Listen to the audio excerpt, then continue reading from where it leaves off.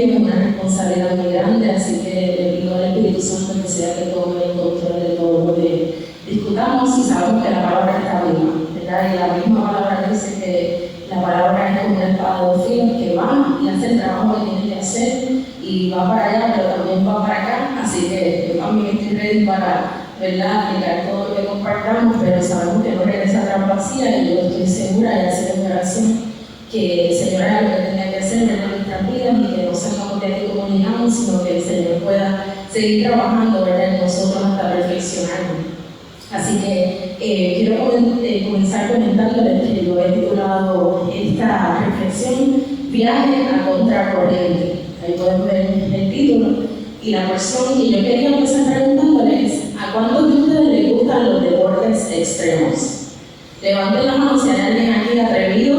Ok, yo gente por ahí lo suficientemente atrevida que le gustan los deportes extremos, perfecto. A mí no me gustan los deportes, no me gusta actually ningún deporte, los que me conocen saben que soy una batata. Me gusta un poquito el ciclismo, pero ni eso. Y mucho menos los deportes extremos, porque de verdad que yo no entiendo cómo la gente arriesga su vida por gusto. O sea, eso es algo que a mí no me entra en la cabeza, pero bueno, los de ustedes que les gustan, pues chévere, bien por ustedes, y les echo la bendición, ¿verdad? Y Dios lo cuide. Pero quiero que veamos rápidamente estas visuales aquí en la pantalla.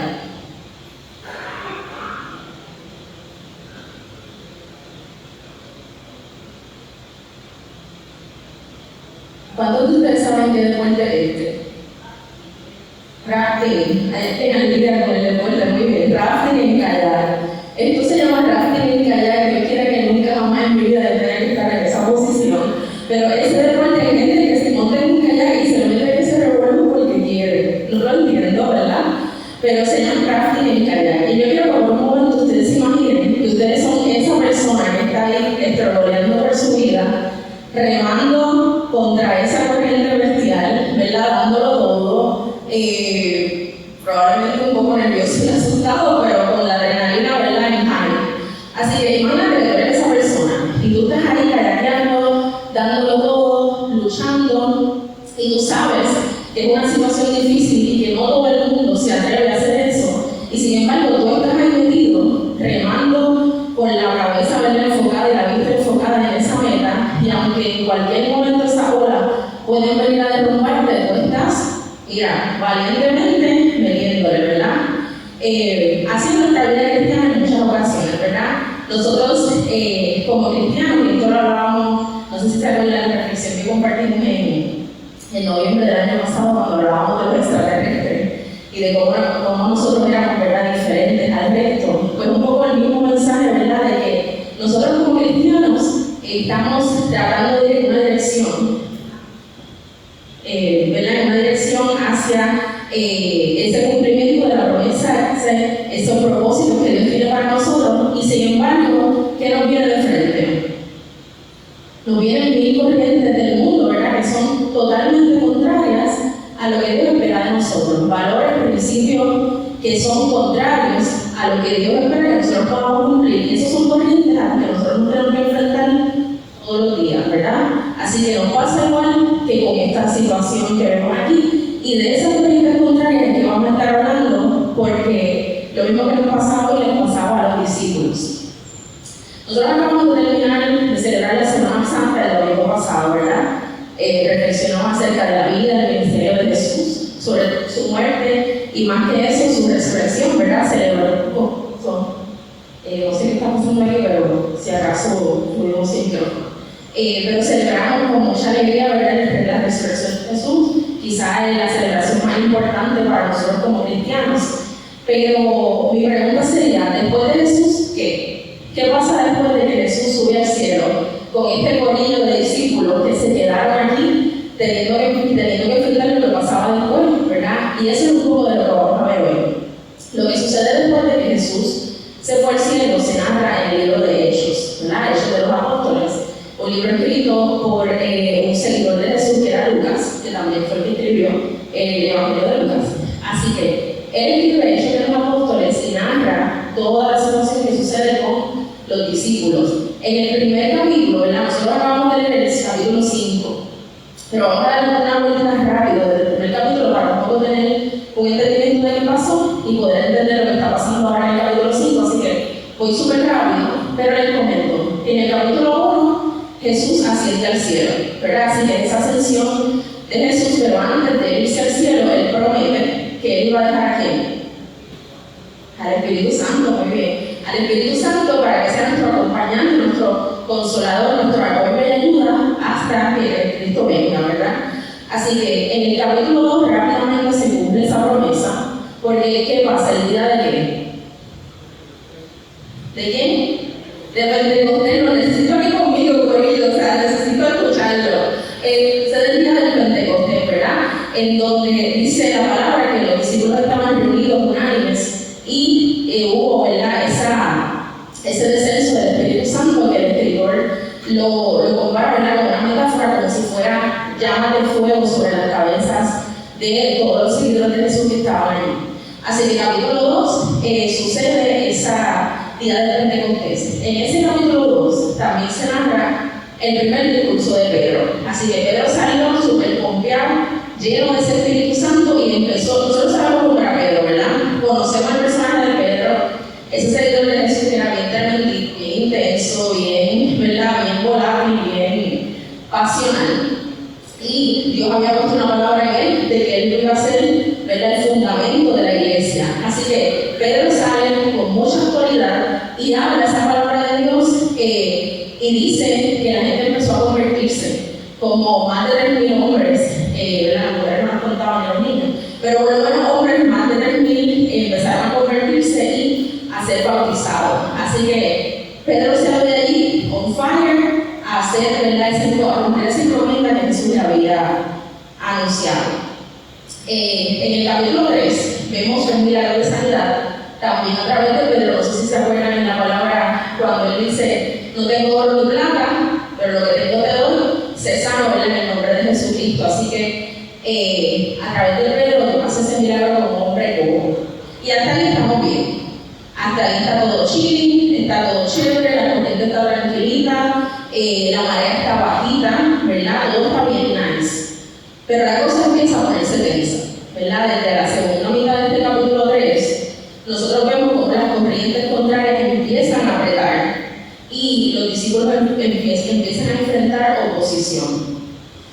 Porque después de ese milagro, Pedro vuelve a predicar con mucha autoridad, pero esta vez predica en el templo. ¿Y quiénes andaban en el templo? Los fariseos, los líderes religiosos, ¿verdad? Todas estas personas que contra las cuales Jesucristo, ¿verdad?, los denunciaba y les decía las cosas en la cara. Así que ahí estaban viniendo los líderes religiosos, los mismos que mandaron a matar a Jesús. Y en el capítulo 4, nosotros vemos como Pedro y otros discípulos que estaban con él son arrestados por los líderes religiosos. O sea, que los líderes religiosos le dicen: saludos, vengan por aquí, los metemos en la cárcel, ¿verdad? Lo trataron de hacer de forma pacífica porque sabían que había mucha gente mirando y no podían, tú sabes, como que quedaron frente a la gente, así que disimuladamente fueron tranquilitos y los metieron a la cárcel. Después de ser arrestados, al otro día, Pedro, Juan y los discípulos fueron interrogados. Y dice la palabra que Pedro, otra vez lleno del Espíritu Santo, habló con seguridad y autoridad de Jesús. A los religiosos, obviamente, esto no les supo bien, pero no les quedó más remedio que dejarlo ir porque no sabían de qué acusarlo. Pero le dijeron: no prediquen más, paren ya de predicar este mensaje de Jesús, porque esto no queremos seguir revolucionando a la gente y quedando nosotros mal y ustedes bien. Obviamente, los discípulos no hicieron caso. Los discípulos así mismo se fueron: gracias, buenas noches, bye. Y siguieron predicando y siguieron haciendo milagros. Y ya se narra en el capítulo 5, que es donde estamos. Cuando los religiosos vieron que los discípulos no les hicieron caso y siguieron predicando, los volvieron a llamar y los volvieron a meter en la cárcel. Esta es la segunda vez que están presos los discípulos. ¿Y qué pasó esta vez? A ver si alguien se acuerda. Vino un ángel, ¿verdad?, y liberó a Pedro y a los otros discípulos de la cárcel. Rompió las cadenas, abrió la cárcel y les dijo: váyanse al templo y sigan predicando. Y obviamente los discípulos le hicieron caso y obedecieron al ángel. Así que regresaron al templo y siguieron predicando y haciendo milagros. Cuando al otro día los religiosos van por ahí a buscar a Pedro y los discípulos en la cárcel, ¿qué pasó? No había nadie, ¿verdad? y sin embargo los ven otra vez en el templo predicando. ¿Y cómo se pusieron esos religiosos? Bien contentos y felices, molestísimos, ¿verdad? Ni siquiera entendían, o si los metieron a la cárcel, están allá en el templo. Así que estaban más furiosos todavía y los llamaron por segunda ocasión ante el concilio, ante los religiosos, para interrogarlos. Y esa es la parte que nosotros acabamos de leer ahí, cuando está Pedro otra vez y los discípulos frente a los religiosos defendiéndose, ¿verdad?, de estos interrogatorios. Así que, como vemos, traté de ser breve, espero que, ¿verdad?, me hayan seguido en toda esta secuencia, pero lo que vemos es que ha habido un tirijala brutal, ¿verdad?, y bastante intensito entre los líderes religiosos y los discípulos. Ya estos ánimos están caldeados entre estos dos grupos. Y ya es claro, ¿verdad?, que esa corriente, si seguimos esa imagen, la corriente está embravecida, el río está, ¿verdad?, encendido, como en la imagen que vimos del kayak. Quiero tomar un segundito para que reflexionemos en por qué estos líderes religiosos estaban, ¿verdad?, prendidos en candela, tan molestos por los discípulos. Nosotros sabemos, ¿verdad?, que Jesucristo mismo denunció muchas veces a los religiosos por ser hipócritas y por seguir sus propios intereses, ¿verdad? Lo único que ellos buscaban era proteger su posición y sus títulos, ¿verdad? Mantener su poder, su influencia, mantener apariencias de santidad, ¿verdad? Mantenerse como pretendiendo que eran los más santitos, aunque en realidad no lo fueran. Incluso echarse dinero al bolsillo, ¿verdad? Eso es parte de la razón por la que Jesús viró las mesas al revés en el templo, porque había mucha corrupción, ¿verdad? Mucho chanchullo, mucha cosa de estar buscando echarse el dinero al bolsillo a cuesta, ¿verdad?, de las mejores intenciones de la gente de cumplir con la ley. Así que esas corrientes se levantaban contra los discípulos para callarlos, basados en un deseo de mantener un poder y un control, ¿verdad? Basados en la hipocresía, en el orgullo, en la avaricia. Esas eran las corrientes que estaban enfrentando los discípulos en ese momento, ¿verdad?, puntual que estamos viendo en Hechos 5. Pero ¿y nosotros? ¿Qué corrientes nosotros tenemos que enfrentar hoy en día para poder mantenernos fieles a Dios? Piensen un momento, a ver. La situación es muy diferente a la de los discípulos, ¿verdad? Seguimos teniendo los mismos tipos de valores y principios contrarios a Dios que les acabo de mencionar. Yo creo que lo que más ha cambiado son los medios, ¿verdad? Antes había otros medios, hoy día, pues, ¿qué tenemos? El celular, ¿verdad? Las redes sociales, la música, las películas, la moda, la cultura, los eventos sociales, diferentes medios en donde recibimos un mensaje que el mundo llama bueno, pero que sabemos que es totalmente contrario a lo que Jesús nos enseñó. El mundo exalta ¿qué? El individualismo, ¿verdad? El odio, el egoísmo, la avaricia, la autosuficiencia, el hedonismo, que es esa búsqueda de mi propio placer antes que cualquier otra cosa. Y esas corrientes no solamente las recibimos desde afuera, ¿verdad? Obviamente la corriente externa es brutal todos los días. A veces uno siente que hasta tiene que como que apagar el celular un poco, ni prender el televisor ni nada, porque realmente es una fuerza intensa que sentimos. Yo sé que todos la sentimos porque es un bombardeo constante, pero también está dentro de nosotros, en nuestro ego y en nuestro yo, ¿verdad? En nuestra humanidad nos invita todos los días a hacer lo contrario de lo que Dios nos pide. Por ejemplo, cosa sencilla, sacar el tiempo para orar. Mira, yo estoy segura que el Espíritu, yo no puedo ser la única, Dios mío, que luche con estas cosas. O sea, el Espíritu nos invita a orar. Y yo le digo a mi mujer, me quedo troleando en el Instagram, ¿verdad? Y le bicheo al sábado. O el Espíritu nos invita a ayunar. Ay, no, porque es que me da ese dolor de barriga, dolor de cabeza, esto, el otro. Cualquier excusa es buena. Leo una porción bíblica y el Espíritu me invita a, mira, déjame quedarme meditando en esto. Pero no, tiro la Biblia a un lado y prendo el Netflix, ¿verdad?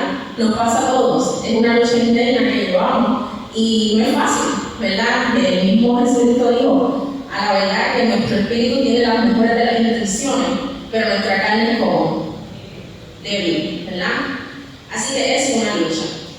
Pero quiero que prestemos atención a cómo los discípulos enfrentaron esta corriente, ¿verdad? Para nosotros también tomar nota de eso. Cómo ellos hicieron frente a estas corrientes contrarias que los estaban atacando y casi que queriéndole, ¿verdad?, volcar el kayak. La respuesta de ellos la podemos ver en el versículo 29. Bien sencillita. Pedro estaba on fire y el tipo lo dijo en una oración bien clara y bien contundente. ¿Qué él dijo? Es necesario obedecer a Dios antes que a los hombres.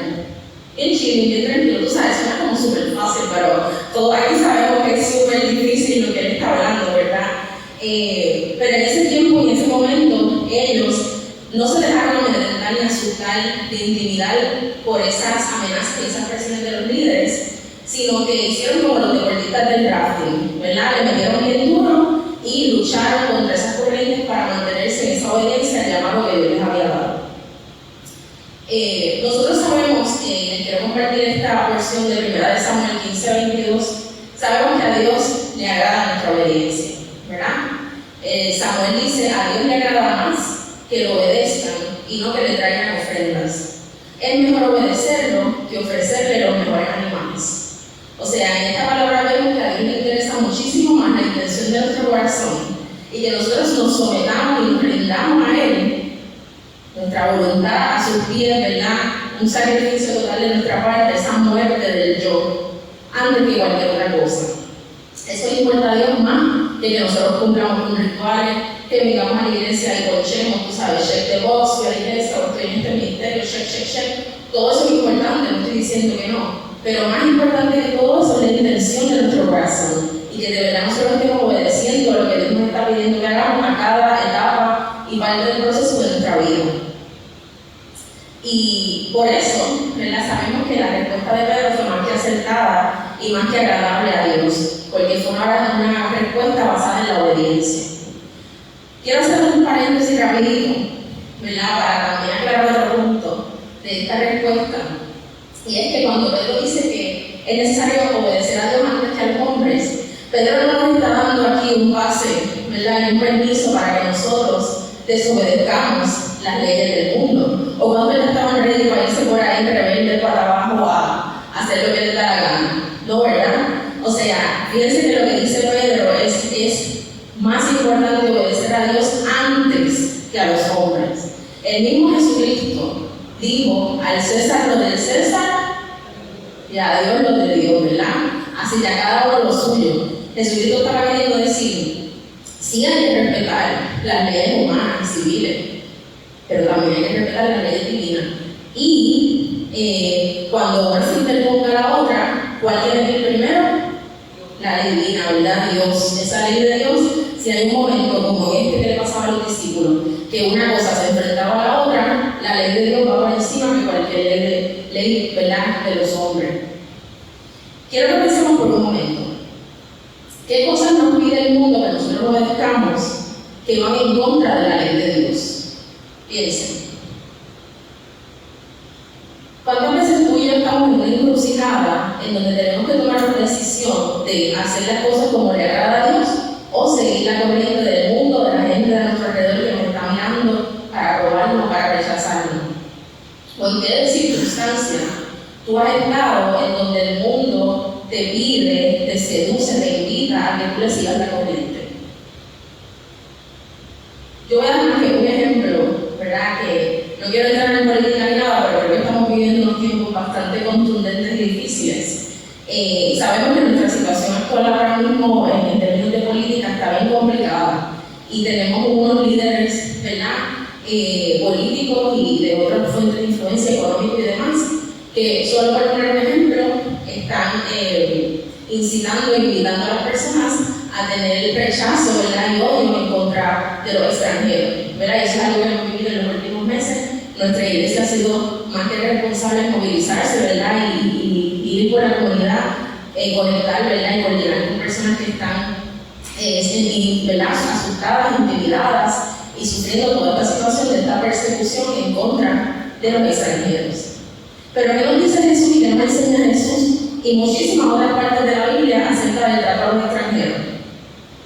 Lo contrario, totalmente a lo que vemos en estas esferas políticas, ¿verdad? O sea, que el mundo nos está invitando por un lado y nos está incitando, nos está llevando a tener una cierta mentalidad y a una cierta forma de trato al prójimo, versus que Dios por otro lado ya nos ha enseñado una y otra vez en la palabra cómo es que nosotros tenemos que tratar a los extranjeros, recibirlos, amarlos, darles alimento, tratarlos como si fuera uno más de nosotros.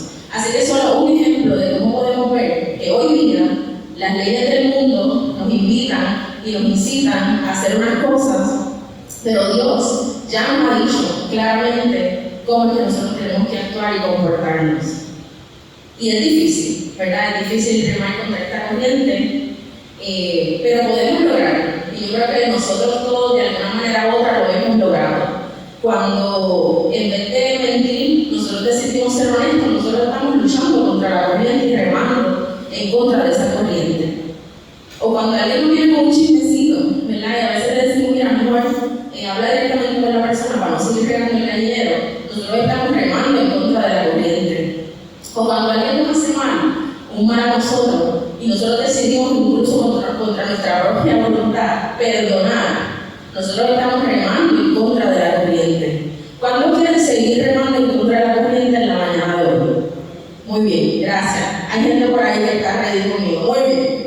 Eso es lo que queremos, ¿verdad? Seguir intentando de la mejor forma posible remar en contra de esa corriente. Y como decimos, esto cuesta. El mismo Jesucristo nos los advirtió. Fíjense cómo él dijo, el reino de los cielos sufre violencia y los violentos lo arrebatan. En otra versión, el reino de Dios avanza a pesar de sus enemigos y solo la gente valiente y decidida logra formar parte de él. Queremos ser de los valientes y los decididos que formamos parte del reino. Oigan, porque la lucha es intensa y nadie nos prometió que iba a ser fácil. Jesucristo también nos advirtió que íbamos a tener aflicciones mientras estuviéramos aquí. Yo siempre digo que nadie nos prometió un jardín de rosas ni siquiera Dios, por lo menos en este mundo. Obviamente tenemos esperanza en la vida eterna, pero mientras estamos aquí, nadie nos prometió un jardín de rosas. Las cosas no van a ser fáciles. Pero vamos a seguir hablando de cómo sí Dios nos ha dado las herramientas para poder regar y vencer, ¿verdad? Pero definitivo que obedecer a Dios requiere de agresividad espiritual. Y eso suena como fuerte, ¿verdad? Cuando Jesucristo dice los violentos los arrebatan, uno dice, ya, ahí está Jesús, súper agresivo, como que, o sea, está hablando de que vamos a poner las armas y luchar. Sabemos que no, ¿verdad? La mayoría de las cosas de las que Jesucristo hablaba, las hablaba de un plano espiritual. Y este no fue un caso diferente. Él no se refería a una violencia física, sino a una actitud de determinación, de perseverancia, ¿verdad? Es un tipo de violencia espiritual que busca desafiar o ir en contra de esas cosas que el mundo nos está invitando a hacer. Así que la obediencia no es algo que es pasivo. No es que me voy a echar para atrás y solamente voy a venir a la iglesia, sentarme en el banco y a ver qué es lo que pasa con la vida, sino que se trata de activamente resistir las corrientes y movernos a hacer lo que Dios nos llama. Pero para ir al último punto, ¿verdad? Y ya ir cerrando este asunto, igual que nadie nos dijo que iba a ser fácil, tampoco nadie nos dijo que teníamos que hacer esto solos o que teníamos que hacerlo con nuestras propias fuerzas. Así que no todo, ¿verdad?, es terrible. Hay buenas noticias, ¿verdad? De que aunque la cosa está difícil y esa marea viene en contra, esas olas vienen ahí a querernos ahogar, Dios nos ha dado las herramientas para poder bregar la situación. Vamos a ver cuál es esa herramienta principal, que yo espero que algunos de ustedes ya sospechen cuál es, porque ya hemos tenido algunas pistas. Pero bueno, voy a dar un saltito atrás, un segundo, en Hechos 4:29, para hablarles de la primera vez cuando arrestaron a los discípulos. Cuando ellos los arrestaron la primera vez y salieron, ellos regresaron a donde estaban el resto de los cristianos, ¿verdad? De estos cristianos primitivos, de estos primeros grupos de personas que aceptaron el mensaje de Jesús y se reunían. Y los discípulos les contaron lo que les había pasado, que los habían arrestado, que los habían interrogado y que les habían dicho que no predicaran más. ¿Y cuál fue la respuesta de la iglesia cuando se enteraron de todo esto? ¿Ustedes creen que hizo la iglesia? La iglesia oró e intercedió por ellos. El subtítulo de esta sección en la Biblia se llama Los creyentes piden confianza y valor. O en otra versión dice Los creyentes oran por valentía. Y la oración de la iglesia fue: Y ahora, Señor, mira sus amenazas, queriendo decir, mira las amenazas de los líderes religiosos, y concede a tu siervo, o sea, concede a los discípulos, que con todo de nuevo hablen tu palabra, mientras extiendes tu mano para que hagan sanidades y señales y prodigios mediante el nombre de tu santo Hijo Jesús. Cuando hubieron orado, ¿qué pasó? El lugar en donde estaban congregados tembló, y todos fueron llenos del Espíritu Santo, y hablaban con denuedo la palabra de Dios. En otra versión dice, y predicaban con valentía la palabra de Dios. Así que, Pedro, Juan y los otros discípulos, es claro que no actuaron solos, ¿verdad? No enfrentaron esa oposición y esas corrientes contrarias por sus propias fuerzas, sino que lo hicieron con el poder de ¿quién? Del Espíritu Santo. Ay, yo voy a tener que repartir estrellitas porque yo voy a estudiar aquí súper bien ready. El Espíritu Santo, esa es la clave, ¿verdad? Esa es la parte que yo creo que nosotros como cristianos, yo no sé si soy yo sola, yo espero que no, que se nos olvida que no es con nuestras fuerzas. ¿Cuántas mujeres súper independientes hay aquí? Yo sé que hay alguna, ¿verdad?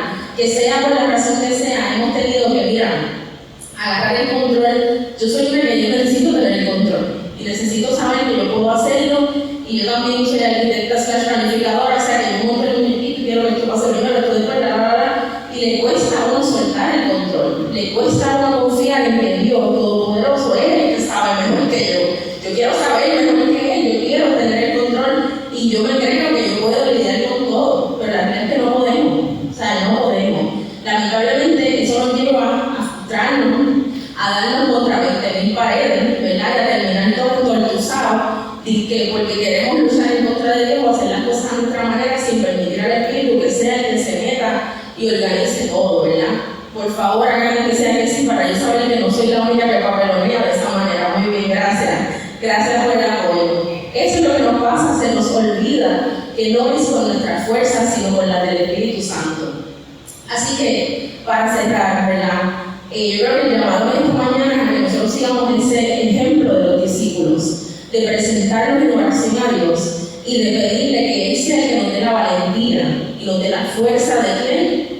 Del Espíritu Santo, para que nosotros podamos obedecer a pesar de esas corrientes contrarias. Así que les voy a invitar a que inclinemos nuestros rostros y reflexionemos en esta mañana en cuál es tu corriente contraria ahora. ¿Cuál es esa fuerza que se opone, que te oprime, que te presiona, que no te deja adorar con libertad? ¿Qué corrientes, mira, te tienen cansado, frustrado, derrotado? ¿O en qué área de tu vida te pasa como a mí y tú estás luchando con tus propias fuerzas? En esta mañana Dios nos llama una vez más a morir al yo, a someter nuestra voluntad, nuestros deseos, nuestros sueños, nuestros planes ante Él y darle la prioridad a nuestra vida espiritual antes que cualquier otra cosa. Dios está esperando. Muchas veces Dios no hace algo, ¿saben por qué? Porque no le pedimos. Eso suena muy fuerte, pero es real. Dios muchas veces está esperando que nosotros le pidamos. Pídele esta mañana una nueva unción de su Espíritu Santo sobre tu vida.